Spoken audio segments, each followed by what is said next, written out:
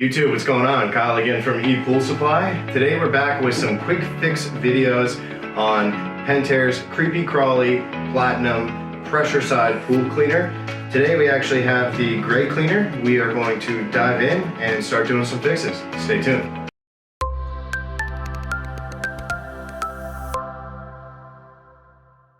Alright guys, and we're back. So again, we have Pentair's Kreepy Krauly Platinum Pressure Side Pool Cleaner. We've got the all gray version here.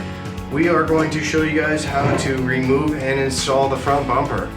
Really simple. This front bumper is not meant to really obviously deter the cleaner from anything, as the wheels are going to be ahead of it. But for whatever reason, let's say you just had like an umbrella in the pool and the cleaner happens to come directly right in between, this front bumper is actually going to save this top housing and not crack this for you and then cause more damage. So you do want to make sure that you keep this installed. It also is a little bit of a glue to kind of hold the top and the bottom piece together.